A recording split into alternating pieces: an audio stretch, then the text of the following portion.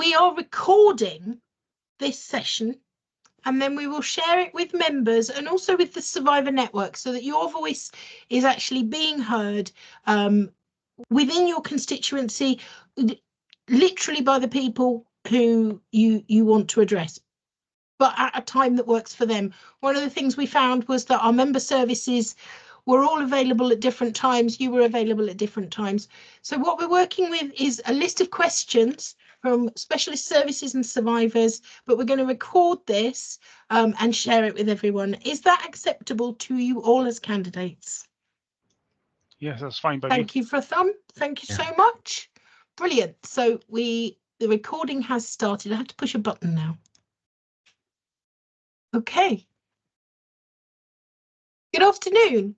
Welcome to Welsh Women's Aid's Hustings for the Dyfed Powys Police and Crime Commissioner. My name is Sarah Kirkpatrick, and I'm the Chief Executive of Welsh Women's Aid, and I'm going to be your chair for this evening's event. I'm delighted to introduce Dyfed Llewellyn from Plaid Cymru, Justin Griffiths from Liberal Democrats, and Philippa Ann Thompson from the Labour Party.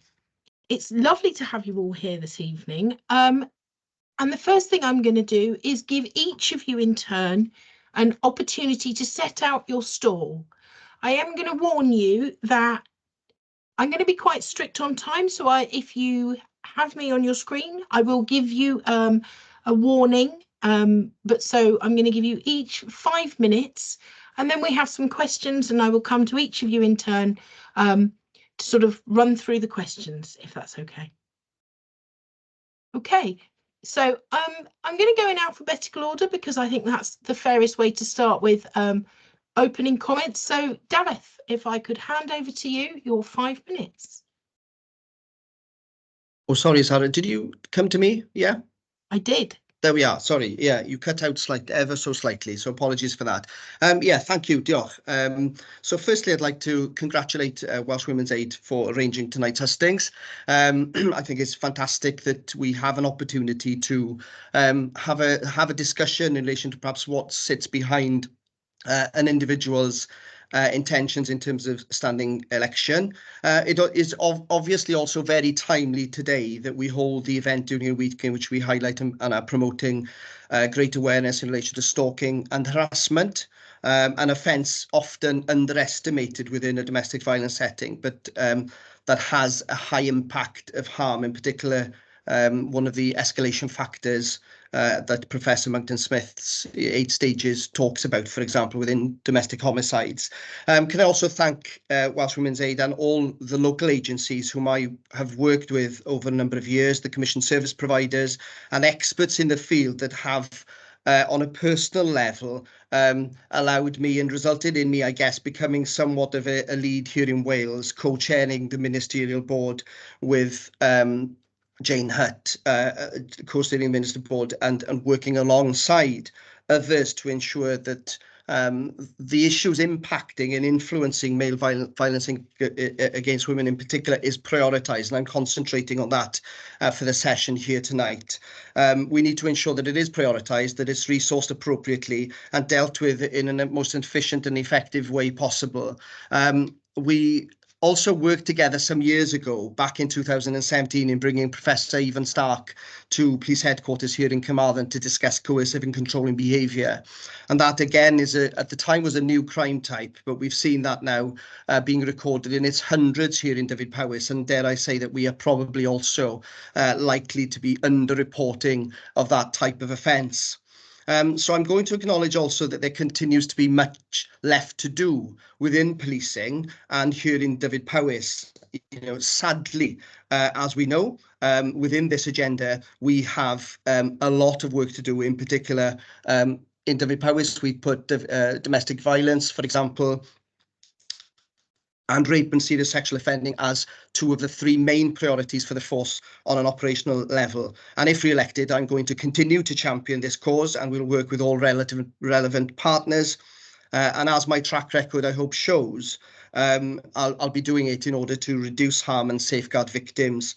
And I make that statement not only as the Police and Crime Commissioner currently, but also as a father, husband, son and brother. And I'm currently a brother supporting her sister through personal troubles relating to an aggressive controlling partner that she's divorcing at the moment. And I have my own very relevant lived experiences that are very humbling in that sense, but also invoke me to have a drive to see things improve within our wider communities. So what will I do? I'll be seeking to increase funding. Again, something that I've sought to do since 2016, develop better perpetrator schemes alongside the specialist service that are required in this area and the important services that are provided by specialist subject matter experts. We've seen inflationary pressures on these agencies, and we need to ensure that we have pay increases that provide a sufficient level of remuneration for those experts working within the field. And again, will be something that I will seek to address in the next term of office. It's also important to ensure that I hold the force to account in relation to significant areas for improvement that have been highlighted within the force. And sadly, this is not unique to Dyfed Powys Police. It is elsewhere also. And part of that has already started, which is to ensure that there are wider specialist training provided internally within the force, and also that we ensure that the risk assessments undertaken by the force are sufficient. What has happened within policing over the last 5 years is that we've had a significant turnaround of new members of staff, and we do need to recognise that and ensure that that specialist training takes place. I want to give victims a stronger voice. We've got a victims forum within the force, and we've been able to undertake activities with our victim forum. We've, for example, held an attrition workshop quite recently with partner agencies, and we ensured that the survivor's voice and the victims were part and parcel of that activity. And then we need to improve confidence within policing. And I think within that element, just to round up, is to ensure that we have robust vetting processes. And I will be ensuring that we are very open and honest in relation to our vetting position here in Dyfed Powys. Thank you, Sarah. Thank you so much. I'm going to turn to Justin. Hello, thank you very much for inviting me to Hustings. I'm going to be a little bit briefer than David was. There has been erosion of trust in the police force due to a series of high-profile failures, specifically in the Met. There's a growing fear of crime, with people not feeling safe in their own homes or walking the streets. Cleckley Town Centre used to be a thriving and vibrant centre of commerce. Today, even my wife feels unsafe walking there, or even on an afternoon. Violence against women and girls remain horrifically high, with 1 in 4 women experiencing domestic abuse in their lifetime. We hear too many stories of women feeling unsafe when in our public spaces, whether from street harassment, spiking, sexual assault, or stalking. Public trust in the police is essential for policing by consent. I'm feeling confident that the police will respond to and properly investigate local crime is key for building that trust. However, too many fear reporting, assuming they will not be trusted or believed, or worse, face even more abuse. As PCC, I want to lead a service that is trauma-informed, rebuilds trust, and responds to local needs, working in partnership with expert service providers. Thank you. Thank you, Justin. Philippa. Well, hello everyone, and thank you so much to Welsh Women's Aid for organising this event and for bringing the different organisations under your umbrella together, as well as hello to others watching. So perhaps just a little bit about me to begin with. I spent 30 years as a diplomat serving in the British Diplomatic Service overseas and at the Foreign and Commonwealth Office. So I've got a huge amount of experience to bring to this role, including working with police services, prison services overseas, working on the rule of law and working on human rights issues. Most recently, I've been working before I left the Foreign Office in the Human Rights and Democracy Department and leading on non-discrimination and equality issues, for example, women's rights. During that time, I gave a presentation to Foreign Office staff about women's rights, and I'd started off by saying that as a mother of boys, I'd always been incredibly worried about the violence that they might, out in the community, male-on-male violence, for example. But when I looked at the figures about domestic violence and violence against women in particular, it was absolutely horrifying to see that over 1 million, 2 million women were experiencing domestic violence, and that's one in 4 of us in our lifetimes. And of course, not forgetting men, because a figure I looked at recently, 1 in 6 or 7 men. So the figures are just, it's appalling. So it's amazing that Welsh Women's Aid and the organisations working on this subject are there and helping draw attention to it, helping victims, helping survivors, and helping police and crime commissioners, I hope like myself if I were elected, to continue to do something about it. So I stood for Police and Crime Commissioner against Dyfed again in 2021. And the day after the election, I was actually horrified to see that Dyfed Powys police were picked up for not having done as much as they ought to on tackling domestic violence.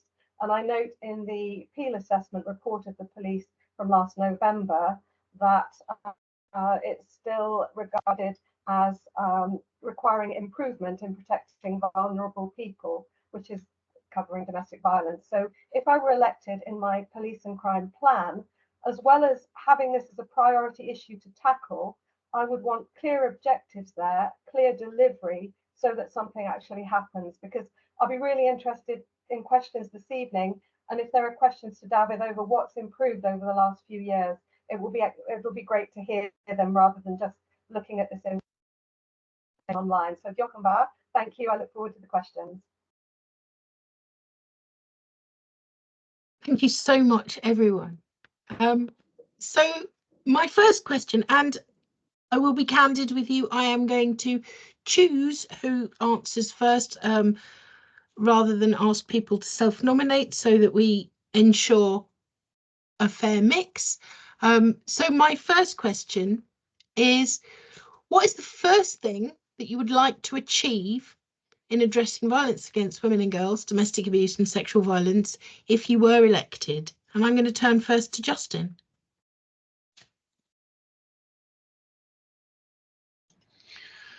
Thank you. First thing we need to adjust is really that we need to understand that violence against women and girls does not happen in a vacuum. And it impacts all areas of life. But we need to tackle, first of all, we need to tackle misogyny whenever it first appears, and whenever it arises, and as soon as possible. This also includes any awareness to campaigns or and any other training for support or greater prevention. This also means within the police itself, which is why rebuilding trust is also another key priority for me as well. This needs to be underpinned by specialist services with the capacity to support those in need. It is important to meet the needs where they are, and not force them to jump through hoops to get any support. Thank you. Thank you so much. And Philippa, can I turn to you? Yes, thank you. So there's 2 parts to this. Of the first thing I would do, if I may be allowed to. The first thing I would do is meet with Welsh Women's Aid organisations who are specialists in this subject, including those currently working with the Dyfed Powys Police and Crime Commissioner and with Dyfed Powys Police, working with community organisations, getting to know them, also getting to know the police staff and the police unions, because the key issue for me is making sure that our community are represented in policing. So it's actually being in touch with the community, with specialists, to know what the problem is and how it's tackled, and how I, as Police and Crime Commissioner, could support that by supporting the operational work that the Chief Constable leads with the police. The quick second point I'd make would be, in tandem with that, I would want to look at the current police and crime plan and how it's been working, and look at how that could be improved, where improvements might be required. Thank you so much. Dyfed. Yeah, thank you. similar to Philippa, I think I got two. One which is very internal, operationally focused, which is to concentrate on the training, in particular around the first point of contact. So we've just invested an additional £1 million into our force communication centre, which has allowed us to have an extra 25 members of staff and a new telephony system. But all of that, for me, pales into insignificance if you haven't trained the staff to be able to identify the issues that are being brought to the attention through that contact at that very first point of contact. So for me, it would be putting a priority into the training, the specialist training into that area. And then the second one, following on from some positive sessions I've had recently where victims have come forward, survivors have come forward and had sessions with myself and a leading police officer, the detective chief inspector who's in charge of safeguarding within the force. I think we need to expand that into a strategic board that sits on a regular basis, probably every 2 to 3 months, that hears the stories of individuals that have gone through the process and how we can troubleshoot at that very earliest opportunity some of the issues that are brought up in those discussions. So that's what I would do. I do concentrate on the training and also set up a board that meets practically with the groups providing the specialist services, the victims themselves, to have a voice and give them an agency into it, and the senior officers involved. Thank you so much. My second question is, how will you ensure, or what steps will you take to ensure adequate provision for all survivors of violence against women, domestic abuse and sexual violence? And if I could turn to Philippa.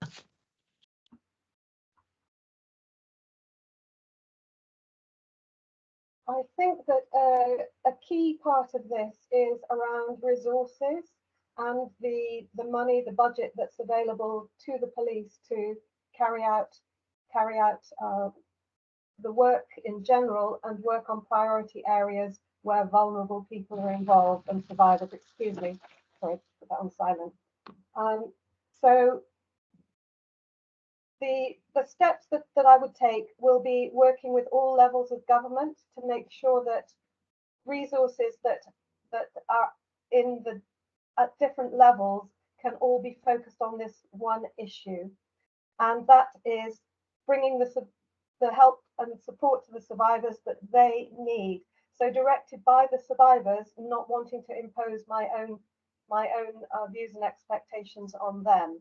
And again, as I mentioned before, working with the specialist organisations who already have so much knowledge in this area. So it's really the steps to take will be survivor victim led, but the bit that I'm ensuring around that is working to make sure that the resources are there. And I would add a political point that at the next general election, if there's a Labour government, there'll be more resources put into policing, for example. Although, of course, the budget will still be constrained in the first few years because of the huge cuts that the Conservatives have made to public services. Thank you so much. Dyfed. I think it's important to ensure that the victims' experiences are fed into the operational delivery of activities. So that to me, so I've got a victims forum, but I think it needs to be enhanced and strengthened. So we've done some work to try and unpick whether it is fit for purpose and how we can improve and bolster that. And I think working with the key partners who are delivering specialist services, the likes of New Pathways and others, to support me in that agenda. So to actually be working more in partnerships, to not just working as a police and crime commissioner in the office of the police and crime commissioner, but trying to work with others to identify how we then deliver those services and seek to improve and enhance those services. One other aspect, I think, which I've got a good track record of, but I'd want to see it in further improve, is that I've just invested in having an evidence-based policing coordinator within my office, which is a co-funded post with University Trinity St David's, and it's seeking out best practice within academia that can also influence that delivery. And we've got things like Debbie's Choice in terms of the work undertaken for elder victims of abuse. We've also seen the child parent abuse activities. So we've got some I don't want to call them sort of niche areas, but certainly areas that there is sort of specialist service that is required. And I'd want to try and ensure that we've got adequate provision in those areas, as well as working with the, dare I say, the sort of mainstay sort of central activity that the service providers provide. Thank you so much. Justin. Thank you. There's a few points. First of all, increased funding for services for victims. I think that's a key point there. Also, is that starting to embed trauma-informed approaches into policing and justice system. Adopt a multi-agent and holistic strategy to tackle hate crime, including educational ventures, but also as well make misogyny as a hate crime itself, because this is where the root of most of these domestic abuses happen. And we need to really cut that out there. Also, as well, ensure that migrant women also have equal access to protection as well, which is, they are a part of a society that doesn't really receive enough support due to ethnic or religious backgrounds as well. Thank you. Thank you so much.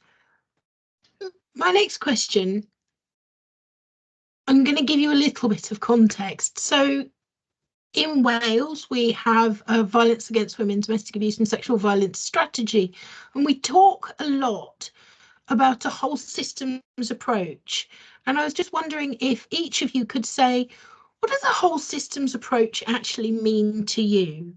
And for this one, I'm going to start with Dyfed. Yeah, so a whole systems approach for me is that we, I guess from a criminal justice point of view, ensure that we provide support throughout the system for individuals. At the moment, it is a little bit fragmented, and a lot of the agencies involved in it, have a part to play. An example of that would be, so if we look at ensuring that we are a trauma-informed agency and a service, we need to appreciate and understand that the victim offender element from a women's perspective, I think, can be interchangeable.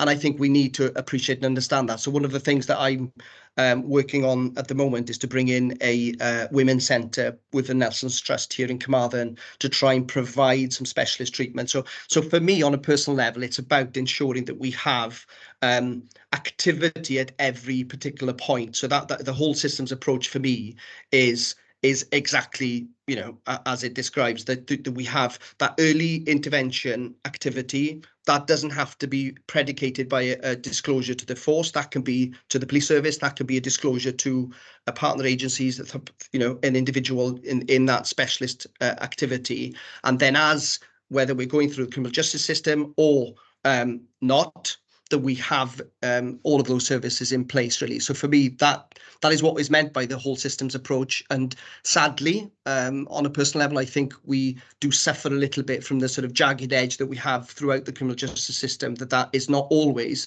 as seamless as it should be. And at the heart of that, then, it should be led by the survivors in terms of their views and opinions on that process also.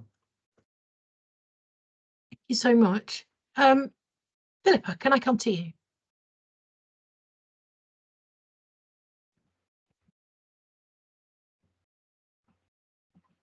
Yes, thank you.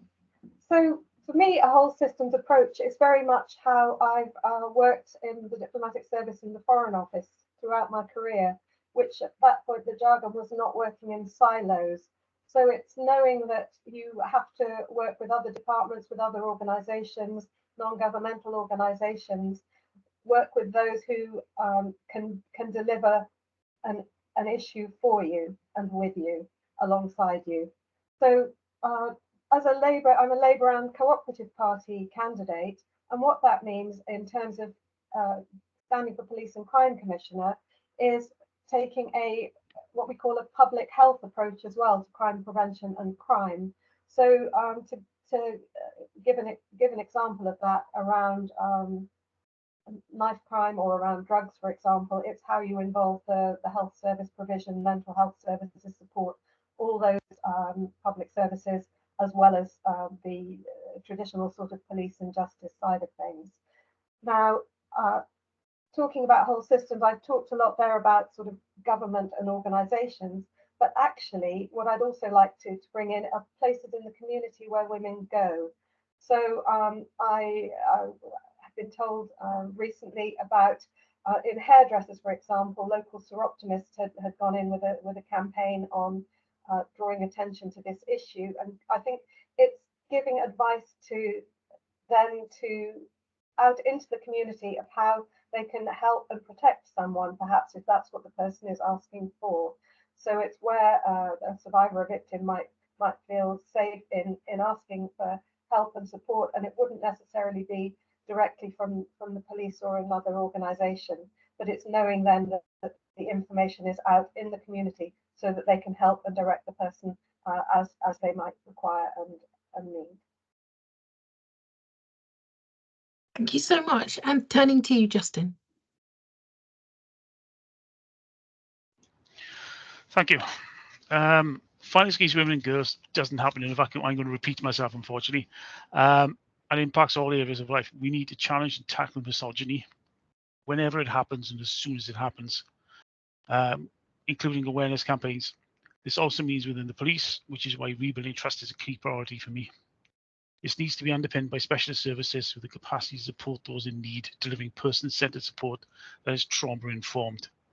It's important that we meet people and their needs where they're at and not force them to jump through hoops to get the right support where they need it. Thank you. Thank you so much. I'm going to turn to one of my colleagues for the next question. I felt that it was unnecessary for me to do all the talking all evening, so I'm going to turn to my colleague Jen. Hi everyone, I just wanted to say thank you really quickly for being here. Diolch. I'm Jen, I'm the Policy Officer at Welsh Women's Aid. So my question is, the Welsh Government is committed to the Anti-Racist Wales Action Plan, the LGBTQ+ Action Plan, and they've set up the Disability Rights Task Force. We know that someone's lived experience and their identity can impact the way that they experience life in Wales. So with that in mind, can you tell us what you will do to ensure that policing will take an intersectional approach for survivors in Wales?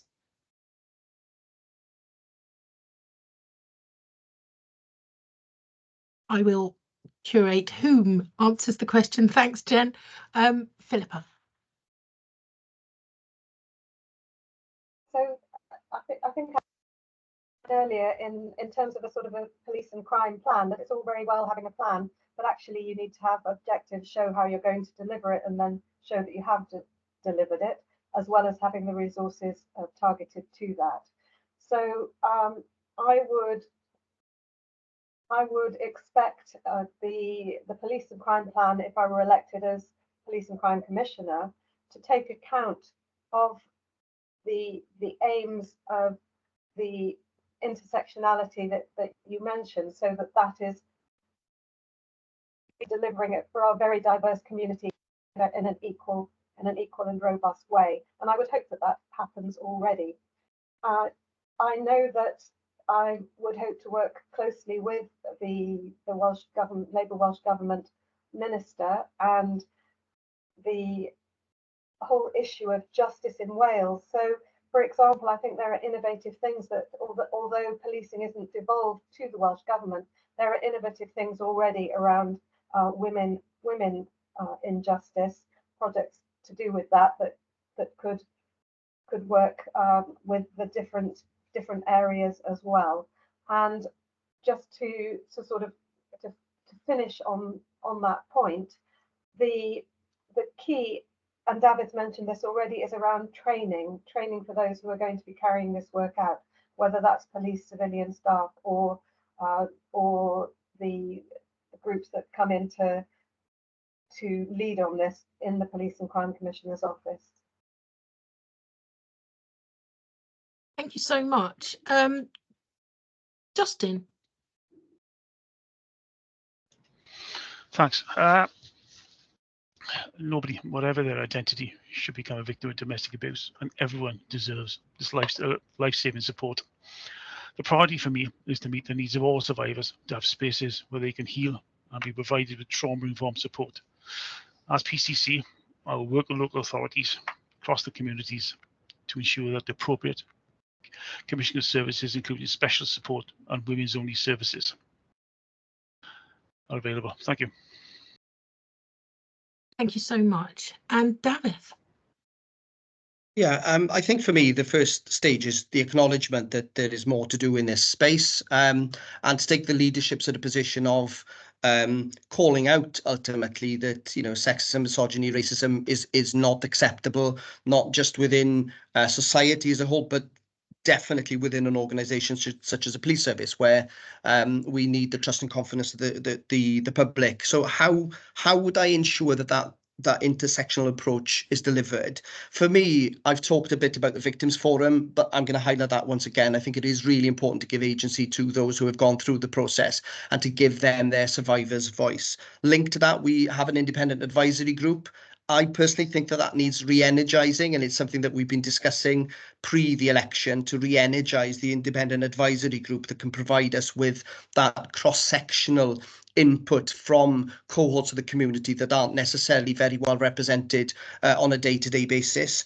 So I think that's important, to give them the platform and the forum in order to impact that. And when we think about it, you know, neurodiversity is disproportionately represented within our criminal justice system, as well as you know, people from the Black, Asian, and minority ethnic population. So we need to do something about that. We need to understand what are the root causes for that. What are the issues that are leading to that disproportionality within the criminal justice system. And some of that might be out of the control of the Police and Crime Commissioner and the police service itself, but we can work with other agencies, lobby, work with Welsh Government and other agencies who have levers of powers in relation to this. For example, one of the issues that we've seen from a substance misuse point of view, linked to substance misuse and mental health, is housing. You know, housing is an issue, and that again would be something that I would be looking to seek to address. And Philippa's already stealing the thunder in relation to training, because training is critically important. The awareness training, the unconscious bias training that staff need. And what's interesting, I was sort of alluding to it in one of my answers earlier, is we need to have a cyclical approach to this, because we have new recruits. We've recruited more police officers over the last few years than we ever have. We've got something in the region of 150, 200 more police officers today than we had in 2016.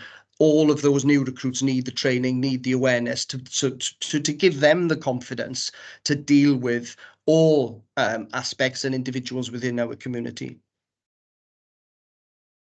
Thank you so much. I'm going to turn to my colleague Steph, who is going to ask the next question. I'm the one who's been emailing you for context. This is my face. I'm head of public affairs and communications at Welsh Women's Aid. So I wanted to ask a question about kind of the decline in trust in the police service, and particularly on the background of police perpetrated abuse as well.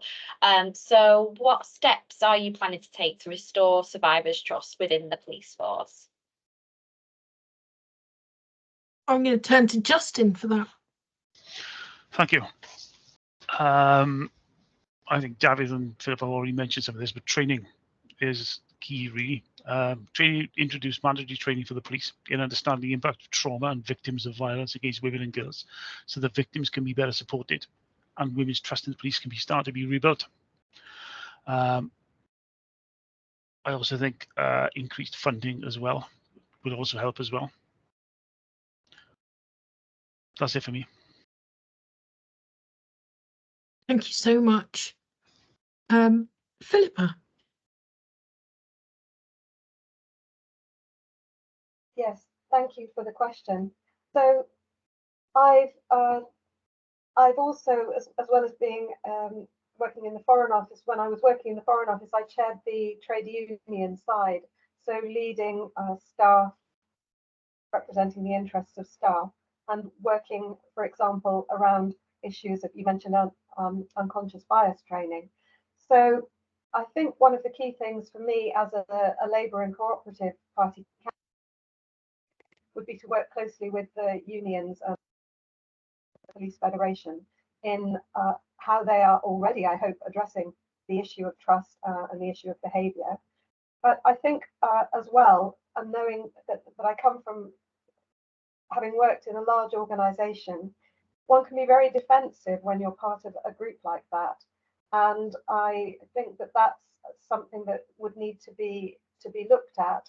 And as a parent governor at schools, I've acted as a critical friend in how a school's performance could improve, for example, supporting them, but also showing where improvements are needed. And those are the sort of skills that I could bring to this role.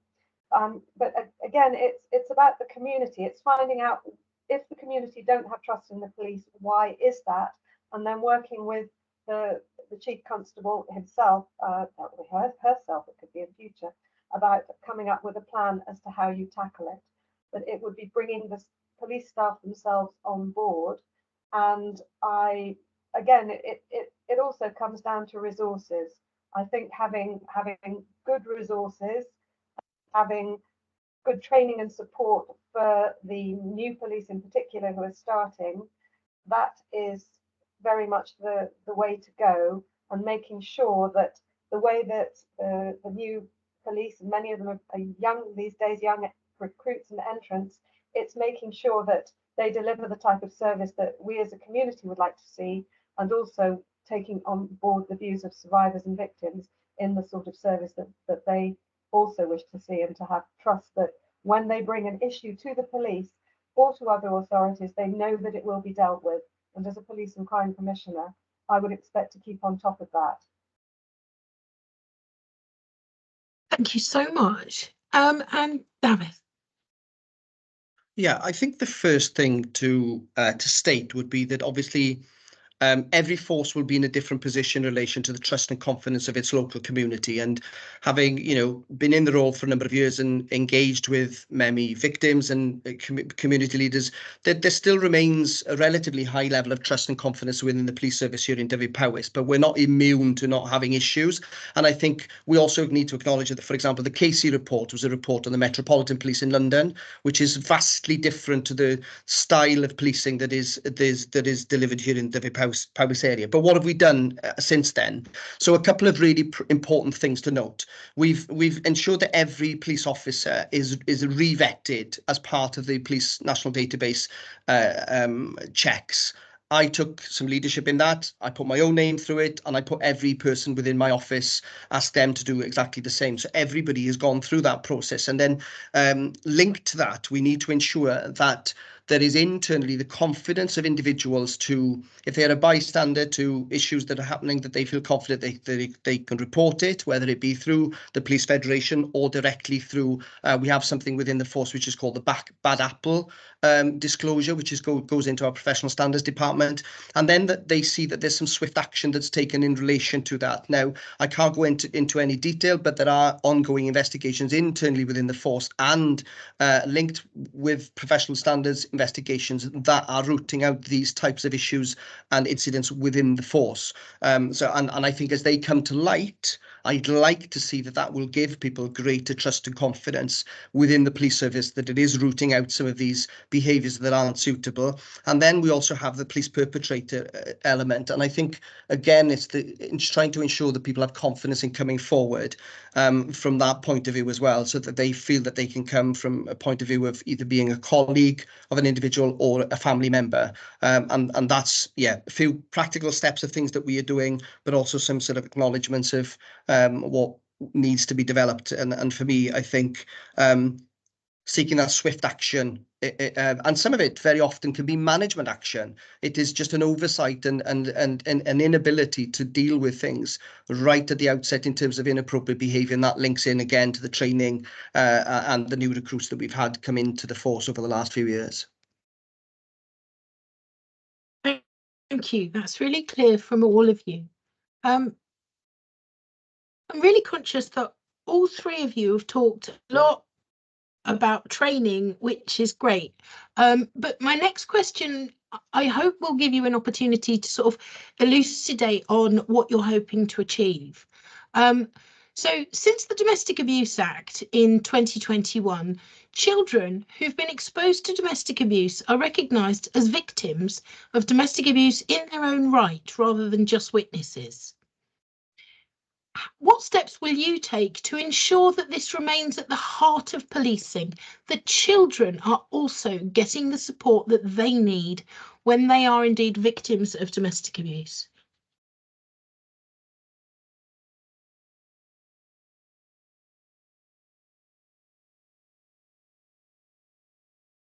I'm so sorry, I completely forgot to say, and I would like this person to speak first. That's entirely my error. Philippa.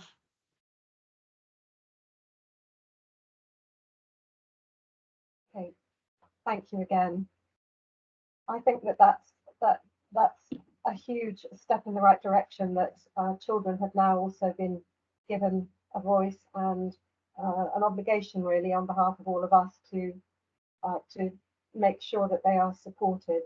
So what I would want to achieve again is pretty much, I think, what I've already been setting out, which is making sure that our community, the victims, know that they can have confidence in the Police and Crime Commissioner to let them know what it is that they need to see, what assistance that they require.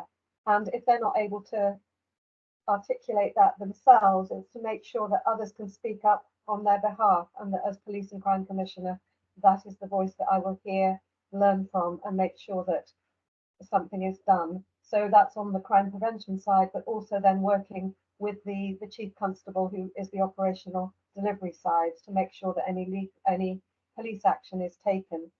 And I may be anecdotal, but I've sort of heard that often the police just are recording things and not necessarily taking action that might be required. So it's knowing how to work, again, with all levels of government that I've mentioned, perhaps with our councils, and with other service providers, with organisations such as Women's Aid, Welsh Women's Aid, and your umbrella organisations, to make sure that we identify what action can be taken, how it can be taken, that it doesn't put people involved at risk, but that something actually gets done, and that it's what the survivors and victims would like to be done. So it's, if they haven't got a strong voice, it's being a strong voice with them, along with others such as Welsh Women's Aid and your other organisations who are already providing that incredibly strong voice. Thank you so much. Justin, can I turn to you? Yes, thank you. It's important really to make sure that support is there and available for children in these situations. Not only the support is there, the services supporting them are well maintained, funded, as well as improving public awareness of this issue. Because I don't think there's enough public awareness of this. We see a lot of public awareness with women especially, but with children, not so much. I mean, there have been high-profile cases, very unfortunate high-profile cases. So I think awareness, education, to allow proper intervention and referral is essential in this case. Thank you. Thank you so much. Dyfed. Yeah, thank you. I've tried to champion this, if I'm honest, over recent years. So I declare an interest that, although I'm not anymore, I used to be a trustee of the Child Victims of Crime, a charity, a national charity, and did, hot off the heels of this weekend, I did run the London Marathon to raise money on their behalf. Something we did during my tenure as well is we signed up to a side-centred approach to policing. We did that in conjunction with the Children's Commissioner, Sally Holland, and we were the first police force to do that in Wales. And we did it for a reason, which was to acknowledge the background to your question, really, or the context to your question.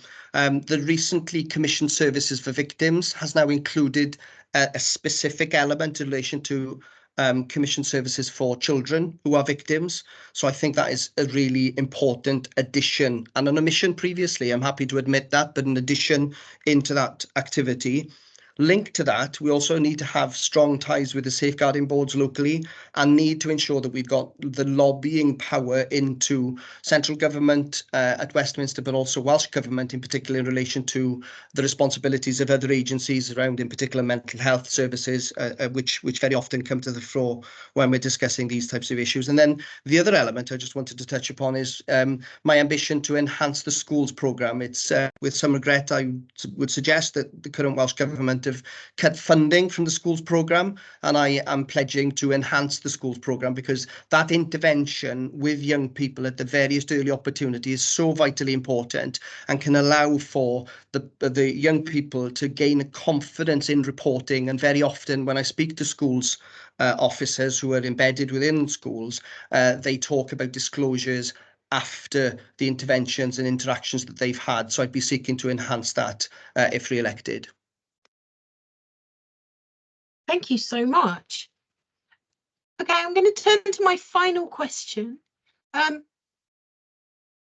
We see a lot of work that police and crime commissioners' offices do to hold police to account, to improve policy and address discrimination.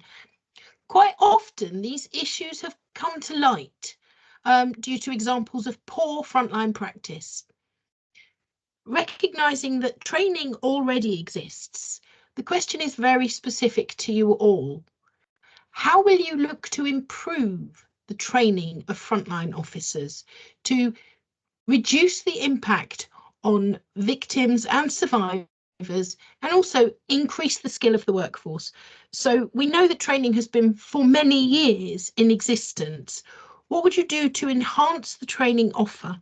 Where do you think that the focus would be best served? And I'm going to turn first to Justin.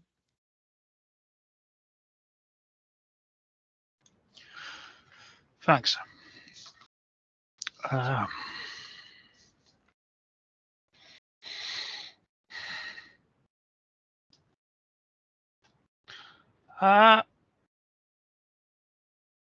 We've talked a lot about training, and this is obviously a vital key to it, but we need to make sure that it's just a bit more than that.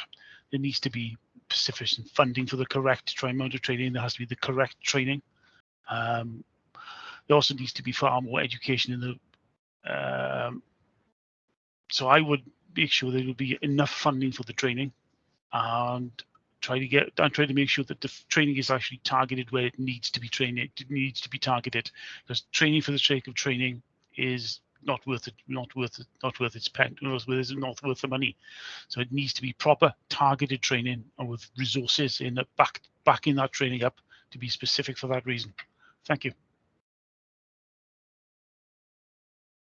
Thank you so much. I saw you hesitate and I wasn't sure if I should repeat the question, but thank you so much. That was really clear. I'm going to turn to you, Philippa.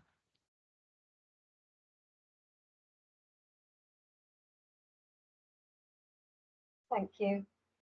So for me, I think there are a few strands to this. The first one is that if I am elected as Police and Crime Commissioner, what I'm hoping to do in the first sort of days in the role is to actually attend a basic police training day or training session, because the police probably act in a completely different way and are taught to work in a different way to what I or others on this call today might have done in their careers. So it's understanding the basics of that. And don't worry, I'm not saying that I'm about to go off and train as a police officer. It would be a very short familiarization. But I think it's really important to understand how the police themselves operate and how they understand they operate. So there was a really fantastic familiarization day for candidates at police headquarters, and thank you very much to probably PCC's office who had organised that. Interestingly, the building we went into, I think it said University of South Wales. I might have got the university wrong, but it was very much a university building. So clearly there's some incredible training happening already, and it's making sure with the Police and Crime Commissioner's office, with the Chief Constable, with the Federation, with the police unions, that actually the training offer is what they need to carry out their role and to carry out the police and crime plan that the Police and Crime Commissioner draws up. So from my own experience, I have we mentioned about unconscious bias training, for example, which I think helps hugely around addressing issues like discrimination. And Also, it's to do with recruitment, of course, and the recruitment interviews. And I've been a recruitment interviewer for the Foreign Office, and I know that it's really important at that stage to make sure, for example, that one's not, as I say, recruiting in one's own image. So it's making sure that a whole diverse section of police staff, interviewers are there, that they represent society, and that therefore we are recruiting, bringing in, and then retaining officers, staff who actually represent the communities that they serve. Thank you so much. And Dyfed. Yeah, so if re-elected, within the first 6 months of being re-elected, I will complete a full review of training. It's something that has already been in discussion, if I'm honest. But sort of time was against us with the sort of looming timetable for Police and Crime Commission elections happening. So in the first 6 months, we will complete the training review.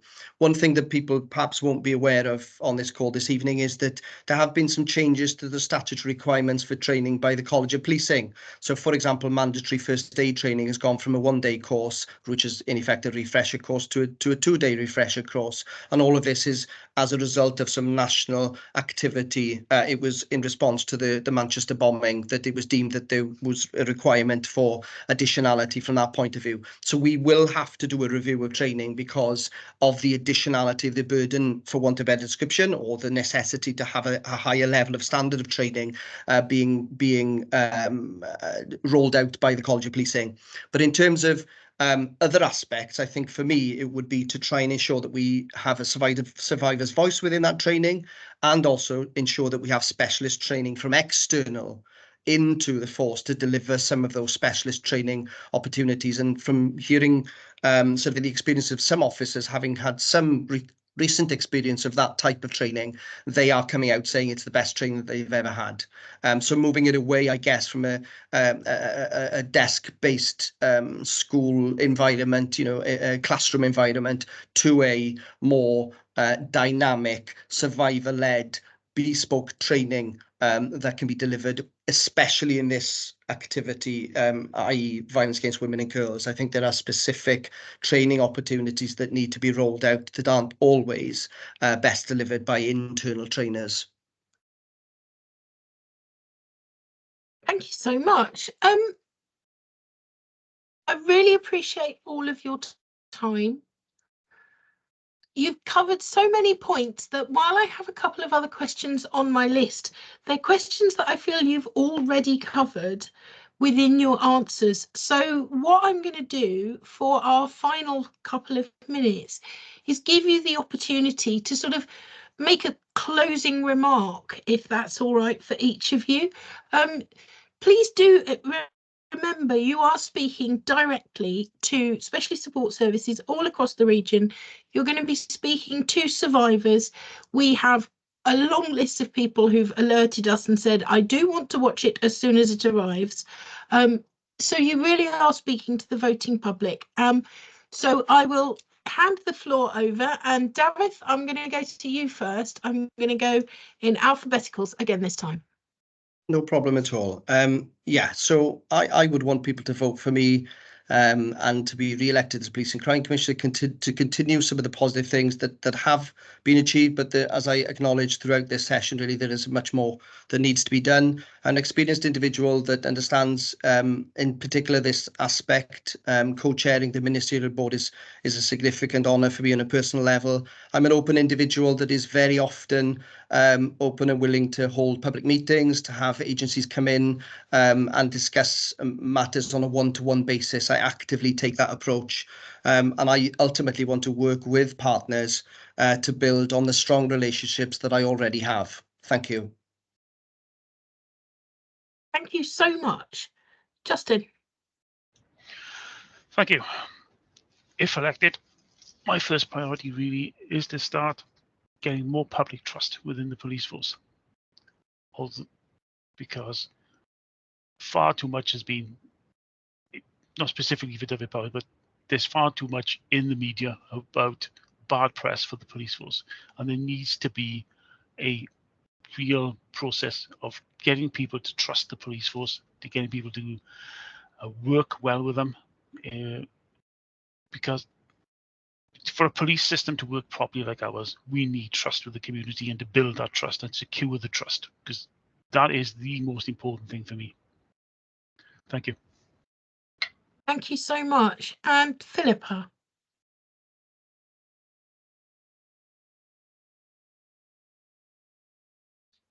So my career experience and my union experience, I believe, are very relevant to the role of Police and Crime Commissioner. And I think particularly bringing what I would call an outside voice into the field of policing here in the Dyfed Powys police force area.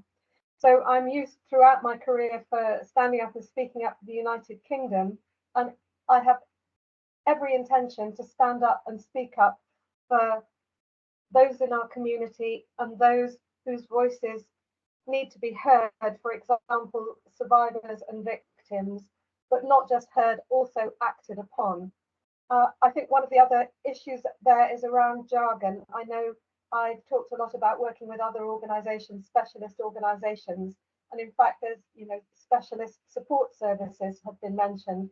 I think it's cutting through the jargon and knowing actually who can help, what that means, making sure that action is taken.